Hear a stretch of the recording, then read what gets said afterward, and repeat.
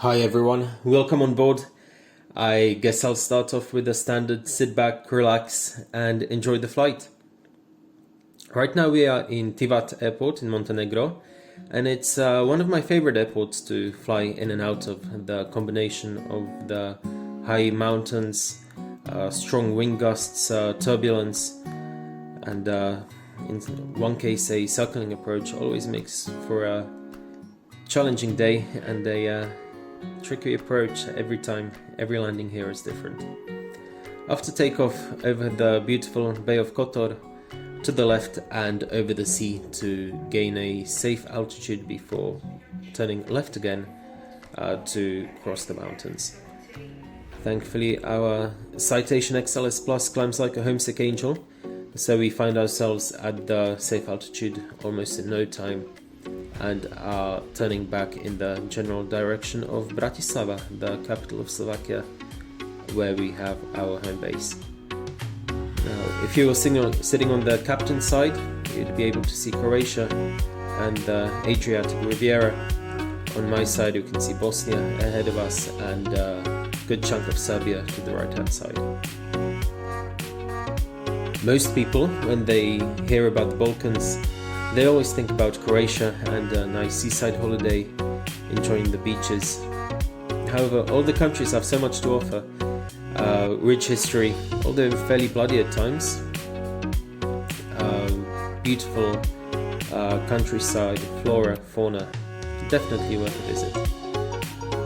Ahead of us you can see a cumulonimbus cloud, a storm cloud building itself up, getting developed.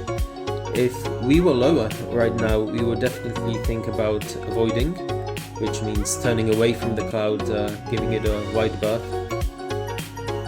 The last thing you want in aviation is to fly into the CB cloud, as we call it. It can get very dangerous with strong turbulence, heavy icing, lightning strikes, so you'd always want to avoid it. Making our way into Croatia. All the Balkan states are fairly small, so as a pilot you find yourself very often changing the frequencies between various controllers. However, what's really nice is that it's the more of the norm in the Balkans that you get very generous shortcuts. You get cleared to a point, sometimes even 3 or 4 countries away. So if you're in Slovenia, you'd get cleared to a point almost in Albania, for example, which is very nice. Slowly crossing another border, this time into Hungary, and unfortunately this time the shortcuts aren't as generous. In order to pass the Hungary-Slovakian border at a low altitude, at flight level 120 or 12,000 feet, this time we need to join a low altitude airway, which unfortunately starts just off Budapest. So a while ago we made the right turn and tracking towards Budapest. The Balaton Lake is towards our left-hand side. It's a huge lake in southwest of Budapest. And now slowly you can see Budapest coming into view, the southern suburbs.